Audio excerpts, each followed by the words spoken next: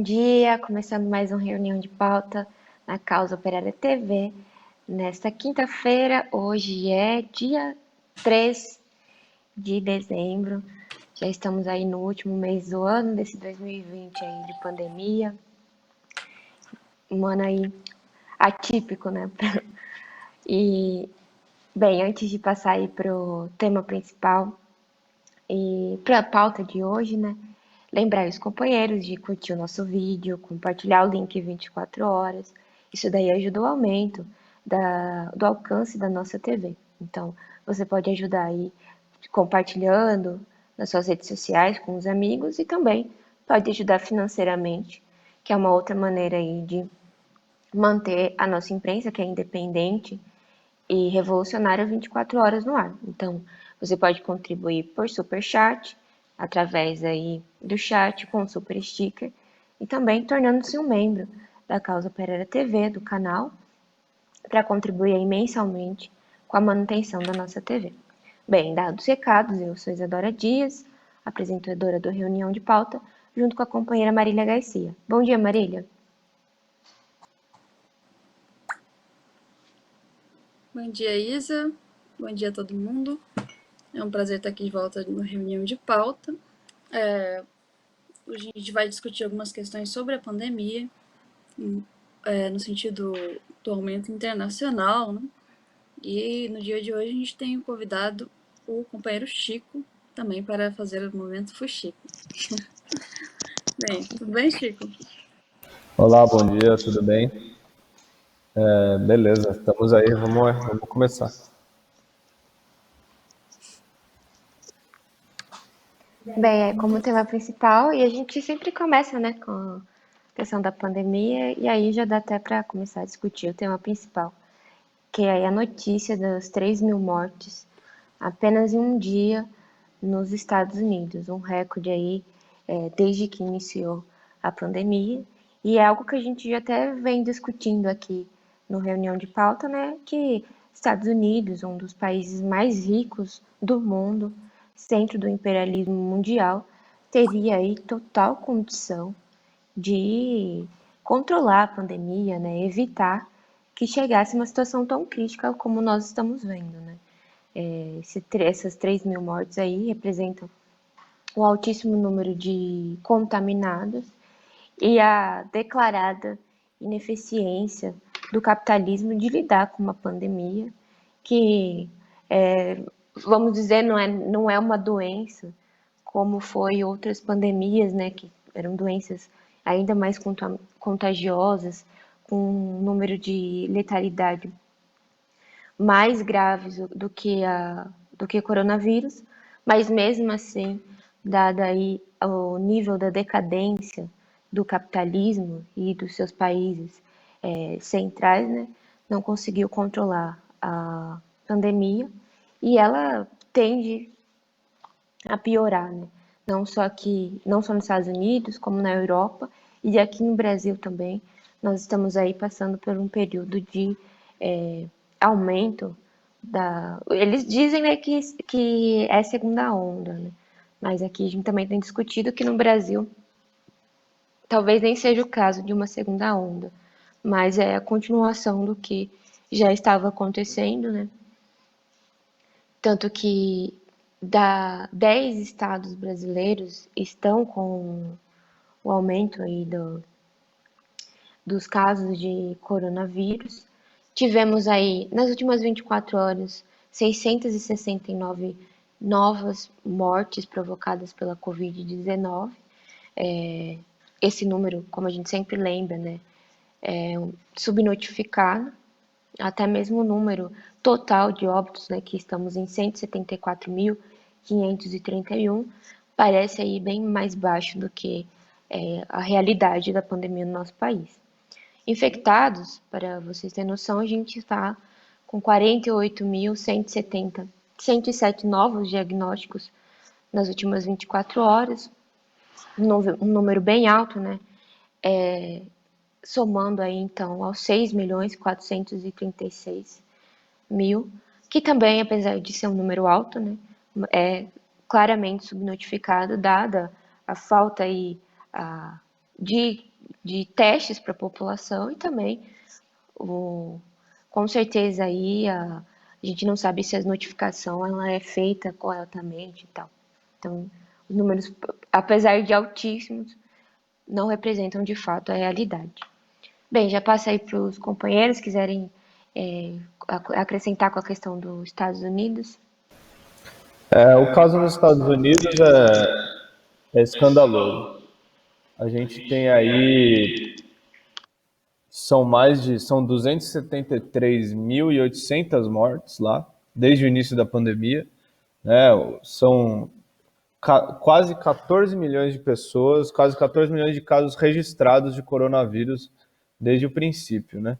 E como a gente falou, né, como o companheiro Isadora falou e como a gente colocou até no título do programa hoje, eles bateram um recorde aí em número de mortes em 24 horas, né? São 3.157 mortes por coronavírus em um dia, né? Então, também eles bateram o recorde no número de hospitalizados, que passou dos 100 mil, né, nos Estados Unidos. Então a gente vê que a situação é muito grave, que saiu do controle, né? A gente teve toda uma tendência à reabertura do comércio e à reabertura da economia de um modo geral num período recente aí, que não corresponde com a realidade. A realidade é que tem cada vez mais gente morrendo, recordes são batidos tanto nos Estados Unidos quanto no Brasil. Aqui no Brasil a gente não tem uma noção exata, né?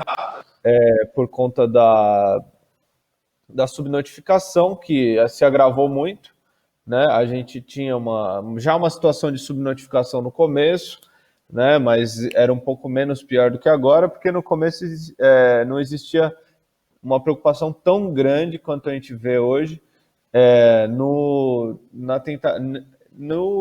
ocultamento, né, da situação do coronavírus, né? Como a economia começou a pressionar e houve a necessidade aí da reabertura, começou a se ocultar muito mais a realidade do número de mortes no coronavírus aqui no Brasil, né? Isso daí gerou aí, alcançou seu auge, vamos dizer assim, no período eleitoral, né? No período eleitoral, como a divulgação dos dados exatos do coronavírus iria comprometer aí muita gente que estava nas prefeituras, que estava buscando a reeleição e também ia atrapalhar muito a campanha eleitoral dos partidos e tudo mais, o coronavírus simplesmente sumiu, né? A gente viu aí que não se falava mais, parecia que tinha entrado de férias o vírus, né? E assim que acabou as eleições, todo mundo viu um aumento súbito na discussão do coronavírus. Aqui em São Paulo se colocou aí o negócio na fase amarela, né? As cidades do estado de São Paulo, apesar de que a gente sabe que mesmo essa fase amarela aí deve ser muito inferior ao que realmente está acontecendo. Provavelmente o caso era da fase vermelha, mas como existe toda uma preocupação aí em maquiar a situação, então se coloca a coisa desse modo, né? A gente sabe que, diante disso, o que se pode fazer é procurar sempre denunciar o descaso do governo, né, desde o começo. Agora a gente vai ver um aumento da crise econômica também. Vão cortar o auxílio emergencial, né, a crise social, na verdade. Então, muita gente aí que estava vivendo basicamente disso vai se ver numa situação muito grave. Queria passar aí para a companheira Marília, eu acho que para comentar aí a situação, não só do coronavírus nos Estados Unidos, mas no Brasil também, que é muito grave. Acho que é importante destacar essa situação, né? Eu acho que a primeira questão que a gente tem que destacar é a questão da vacina. A gente vê aí que o tratamento com a vacina, principalmente a vacina russa, deixou claro que o problema principal, quer dizer, a prioridade principal dos governos, do norte-americano e do brasileiro, inclusive, é uma questão de ganhos econômicos com a pandemia. Quer dizer, a gente vê aí que quando saiu a vacina russa, houve toda uma campanha contra a vacina russa. Quer dizer, e na verdade a gente não houve uma testagem, quer dizer, mesmo os locais onde verdadeiramente pudessem estar desconfiados, podiam fazer uma testagem da vacina e tudo mais. Mas a gente não viu nada disso. Na verdade, a gente viu ali uma preferência econômica pelas vacinas que vão dar dinheiro para os aliados econômicos, né? Agora a gente vê aí que a vacina dos Estados Unidos está saindo, duas das vacinas que são pesquisadas pelos Estados Unidos vão sair no mercado. O governo já comprou uma série de doses aí para os Estados Unidos e já vão vender aí essas doses para o restante do mundo. Provavelmente, inclusive, a gente vai ver aí o Brasil comprando as vacinas dos Estados Unidos, né? Quer dizer, esperaram vários meses para sair a vacina norte-americana, em vez de vacinar as pessoas com a vacina que já existia da Rússia. Então, isso por si só ele já deixa claro que nesses meses, né, a gente viu que em cada dia há milhares, se em cada dia há milhares de mortos, imagina em meses, né, com a situação não controlada. A gente podia dar uma série de outros exemplos que mostram que, na verdade, não houve um combate à pandemia, um combate à altura, né? Na verdade, o principal combate foi contra a crise econômica. A gente viu aí o governo Trump despejar mais de 3 trilhões e meio de dólares no mercado financeiro. Lembrando que 3 trilhões e meio de dólares é mais que 3 vezes o PIB brasileiro. Então, quer dizer, eles despejaram 3 PIBs brasileiros no mercado financeiro para ter uma leve elevação ali, no momento em que a gente viu ali em abril que estava uma queda acentuada na Bolsa de Valores. Eles falaram, inclusive, que seria o dia negro, né? Aquele dia, em semelhança àquele dia aquela segunda-feira de 1929, na qual houve a grande queda da Bolsa de Nova York. Foi algo semelhante, mas agora os Estados Unidos já tinham 3 trilhões e meio para colocar no mercado para exatamente impedir que houvesse uma queda maior. E a gente viu logo depois os Estados Unidos despejar mais 1 bilhão e meio no mercado em outra situação que a bolsa começava a cair exponencialmente. Quer dizer, a gente não viu nenhum trilhão para os cuidados da pandemia. A gente, na verdade, viu a retirada ali de dinheiro, a gente viu muitas promessas e nenhuma realização.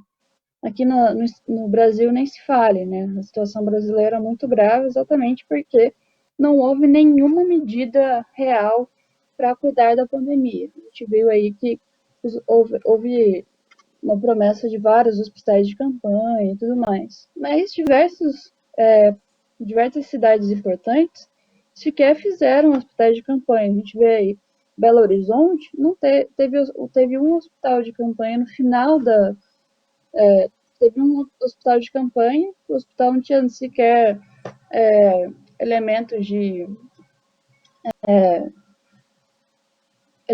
para serviço, para tratamento intenso, né, para UTI. E logo após o que eles falaram que foi a primeira onda, eles fecharam esse hospital. Quer dizer, dentro do Sudeste, não houve em todos as cidades principais, todas as capitais, os hospitais de campanha. E nos locais onde estiveram, também foi o escárnio. Aqui em São Paulo, por exemplo, a gente viu Covas ali colocar uma câmara frigorífica fora do hospital de campanha, em vez de colocar os aparelhos de UTI, né? Quer dizer, já estava preparado para abrir novas covas para as pessoas morrerem.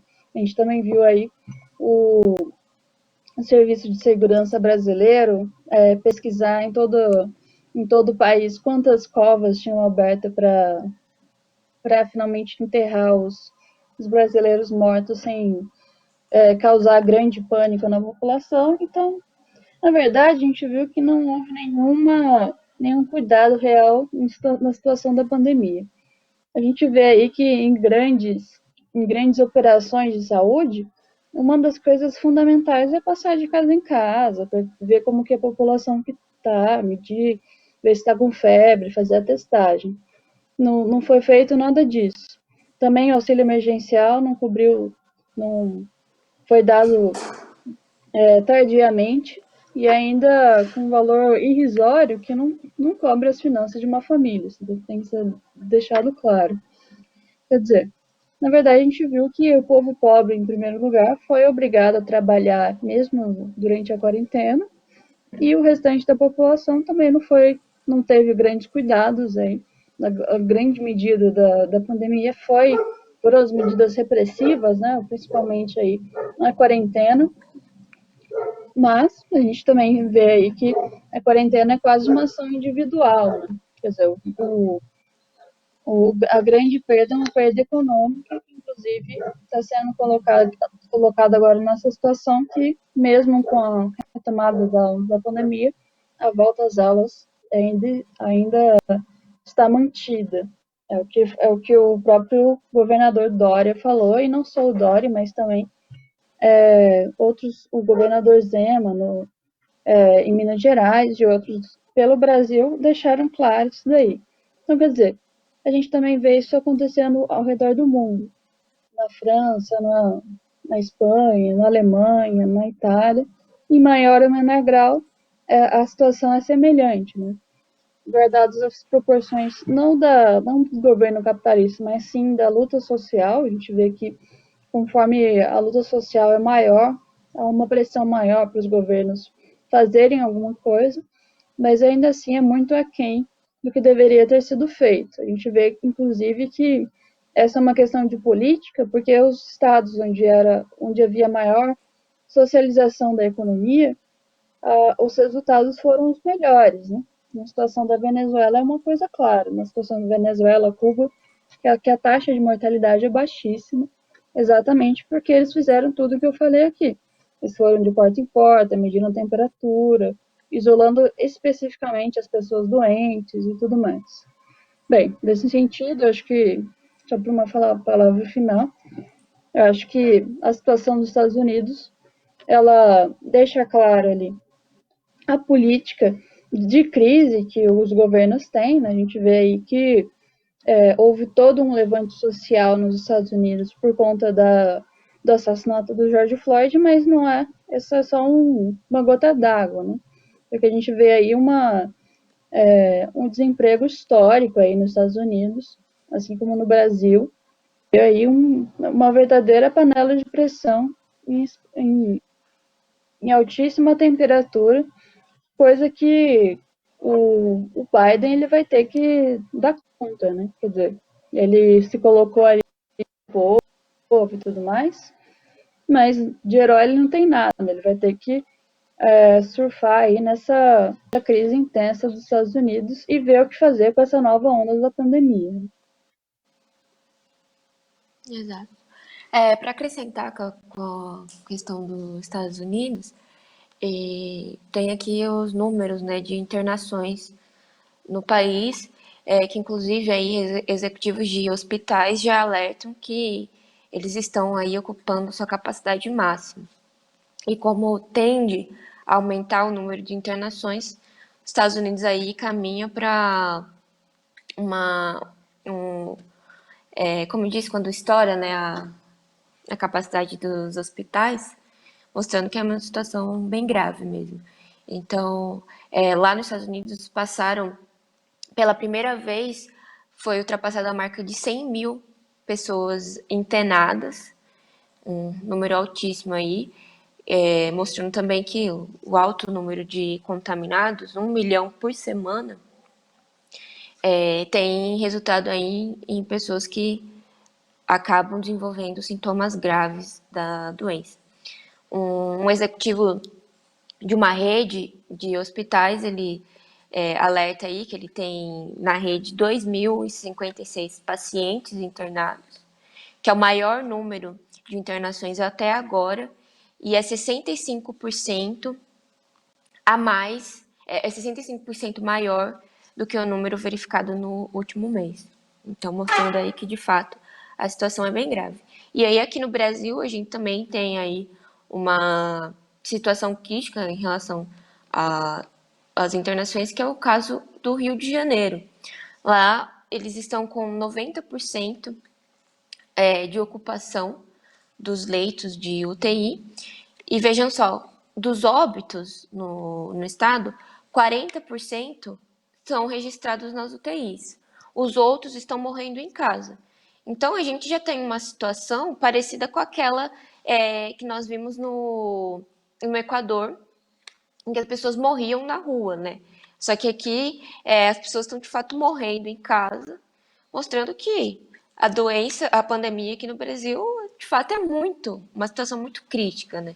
60% das pessoas não estão nem conseguindo atendimento nos hospitais e estão morrendo em casa, né? É, de fato, o aprofundamento daquela campanha do Fique em Casa, né? Eu morra literalmente em casa e parece, sim, que temos uma normalidade, né? Aqui em São Paulo, só depois das eleições que eles regrediram para a fase amarela, que o estado já estava na fase verde, que era uma fase praticamente liberação total. Só tem ainda a questão das universidades, das escolas, né? E mesmo o estado decretou a fase amarela, só que assim, como não tem nenhum alerta, não tem nenhuma conscientização, as pessoas estão vivendo normalmente, né? Aquelas que não estão ficando doentes e tal. E aí os números tendem a aumentar e essa situação no Rio de Janeiro mostra aí a gravidade da pandemia no Brasil. Bem, se os companheiros tiverem mais alguma coisa para acrescentar, senão continuamos com a pauta. Podemos continuar, então? Tem uma coisa curiosa sobre a vacina, né? Que teve um grupo de promotores de São Paulo que pediu prioridade para a categoria deles na vacinação contra a Covid-19, ou seja, a ideia é dar prioridade para os grupos de risco, para os idosos, para os trabalhadores da saúde e tudo mais. Só que aqui em São Paulo a gente tem uma casta aí que é mais importante do que o resto da população, que são os promotores, né?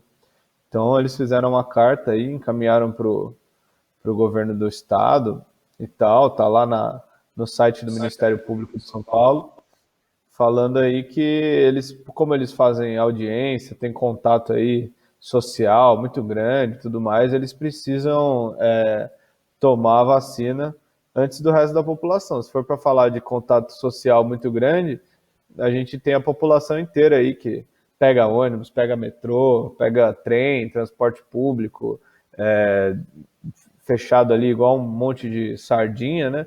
Numa situação que a gente imagina que os promotores aí, que é um cargo com altos salários e tudo mais, né?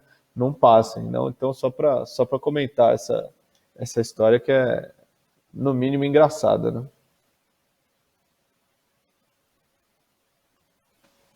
né? É como se não fosse trágico, né? Como diriam. E, de fato, né, esse juiz, de fato, promotores, né, os funcionários aí da justiça se consideram seres aí superiores a toda a população, principalmente os trabalhadores. Bem, e acho que continuando uma questão aqui de São Paulo, temos aí a situação do restaurante Bom Prato, né? Que é um restaurante popular aqui em São Paulo, que é uma medida aí de fato para não deixar a população morrer de fome, literalmente. Então, é um restaurante que oferece refeições, o café da manhã por 50 centavos e o almoço por R$ 1. Em São Paulo nós temos 59 unidades.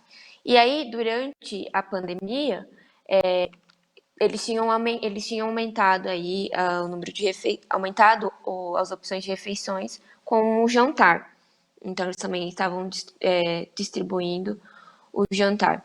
Só que aí agora eles vão tirar, porque assim, parece que a pandemia acabou, né? A gente já resolveu aí a questão do desemprego, a questão dos moradores de rua, e eles vão cortar o jantar em 57 unidades, em praticamente todas as unidades.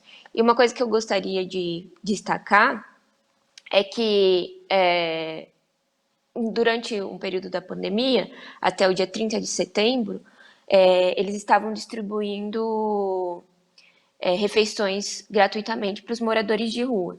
Então, quem tinha lá um cadastro poderia estar recebendo de graça essas refeições. Só que aí, a partir do dia 30 de setembro, foi cortado.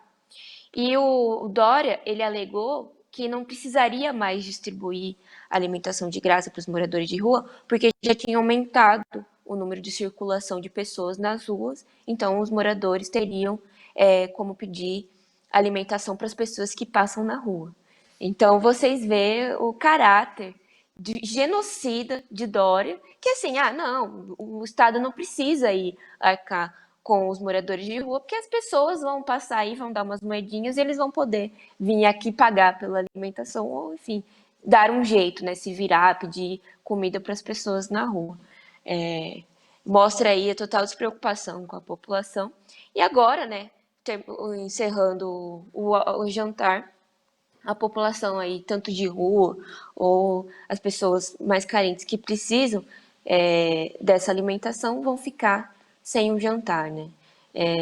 A gente deveria perguntar pro Dória, né, se ele só toma café da manhã e almoça, né? Porque eu acho que ele deve achar suficiente essas duas refeições. Bem, passo para vocês, companheiros. Eu acho que é importante a gente comentar sobre essa notícia, né? Porque primeiro mostra a ação demagógica do governo em relação à pandemia. A gente vê ali que no momento que havia uma maior histeria da população, principalmente da pequena burguesia, da classe média, né, em relação à pandemia, nessa situação a gente viu ali que eles colocaram a quarentena, fecharam as escolas, fecharam o comércio, e fizeram essa ação ali de colocar o jantar no Bom Prato. A gente também viu em nível nacional a questão do auxílio emergencial. Mas, como se tivesse tudo acabado, como se a pandemia tivesse simplesmente desaparecido, a gente tivesse uma vacina super mágica, né, aqui no Brasil, agora que os Estados Unidos contam 3 mil mortes diárias, eles retiram aí todos esses benefícios que são decorrentes da pandemia, né, a gente tem que deixar isso claro, eles mostrando que, na verdade, esses benefícios eles são decorrentes, eles são uma forma de tentar administrar o caos social, né, e não de realmente auxiliar a ser uma solução para a vida da população. Quer dizer, não é um problema individual cuidar dos moradores de rua, quer dizer, não são os cidadãos individualmente que têm que ir lá e alimentar os moradores de rua. É um problema estadual. O Estado ele tem que tirar uma solução para a alimentação dos moradores de rua. Quer dizer, dar emprego, dar um lugar para ele morar e tudo mais. Esse negócio aqui ele pode pedir e agora não precisa mais dar de graça, essas coisas, mostra que de fato tudo era demagogia, né? Que finalmente é um escárnio falar isso para a população. A gente vê aí uma situação de o governo quer matar o povo por coronavírus e também quer matar o povo de fome, né? É isso que está declarado aí com essa postura do governo do estado de São Paulo, né? O Dória, que já foi colocado aí como um grande científico, né? Um cara super prudente, preocupado com a saúde, etc, etc, está colocando aí em pauta matar todo mundo de fome. A justificativa dele para esse negócio do Bom Prato, pelo que eu vi, né, é que não tinha demanda. Então, não tem ninguém passando fome, né, na verdade, em São Paulo. Isso aí é mentira. Quem te falou isso aí tá te enganando. Tá todo mundo comendo aí no Figueira Rubaiá, no Fazano. Não tem demanda pro Bom Prato. O pessoal come em restaurante bacana aí, a comida de qualidade e tal. Então, é um negócio, é um escárnio, é uma verdadeira piada isso daí. Não é uma piada porque é uma desgraça, né? Mas é um deboche com a cara da população. né? Você cortar, num dos momentos de pior crise social, o pessoal cortar o alimento das pessoas, né? Cortar o alimento que auxiliava as pessoas mais vulneráveis. E é questão do Dória, é importante destacar que se ele colocado aí para disputar com o Bolsonaro em 2022, a gente vai ver aí, não duvido nada, né, o setor defendendo aí o Dória para poder derrotar o Bolsonaro, né? Que o Dória aí teria agido de forma prudente durante a pandemia, que ele seria, como a gente tem colocado, né, a política do mal pior, que ele seria menos pior do que o Bolsonaro, né? Mas eu não consigo ver nada de menos pior num governo, num político, né, que fale, que trate a fome da população dessa maneira. E aqui em São Paulo, para os companheiros que não são daqui, você anda no centro da cidade, que sempre foi um lugar que tem moradores de rua, mas durante a pandemia, nesse período, aumentou assim demais. É impossível você não perceber o aumento de moradores de rua, o aumento da miséria nas ruas de São Paulo. Então, um governante falar que não tem necessidade aí do bom prato, que não tem procura, é assim, a pessoa, não sei se de fato ela vive numa outra cidade que nós não moramos, né? Ou se de fato, né, mostra aí o caráter genocida e que entre escolher Bolsonaro e Dória é a mesma coisa, como a gente tem colocado, escolher entre Hitler e Mussolini, né? São dois fascistas aí, dois genocidas, e a gente não tem que ficar nessa escolha aí do menos pior, porque todos são muito ruins, né? Bem, continuando aqui nosso pauta, só queria desejar um bom dia pro pessoal que está aqui nos acompanhando, desejar aqui, deixar a sua mensagem, companheira Silva Mirro, muito bom dia. Maria Ângela Bidu, que também está aqui, nossa companheira. Godzilla da Montanha, perfil sou eu. Godzilla da Montanha é novo aqui, eu não lembro de ter visto ele pra aqui. Se for novo mesmo, muito bem-vindo. Companheira Adriana Teixeira, Monique FC. Aqui, companheira Maria Ângela Bidu acabou de comentar. Dória é um fascista. Está destruindo o Estado. Fora Bolsonaro. Exato. Fora aí Bolsonaro e todos os golpistas, todos os fascistas. Não vamos aí escolher, né? Entre qual vai matar melhor a população. E a Elizabeth Novi também acabou de deixar aqui um alôzinho. Bem, companheiros, vocês têm alguma coisa da pauta para puxar? Eu queria, se não, noticiar aqui a questão da morte do cientista do Irã. Temos uma novidade sobre o caso. Deixa eu abrir aqui.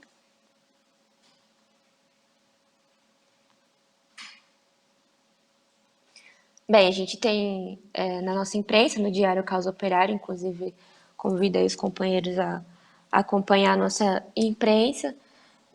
Nós estamos acompanhando aí a morte do cientista iraniano, um dos principais cientistas do desenvolvimento nuclear do país, e ele foi assassinado na última feira, e o Irã já estava aí denunciando que poderia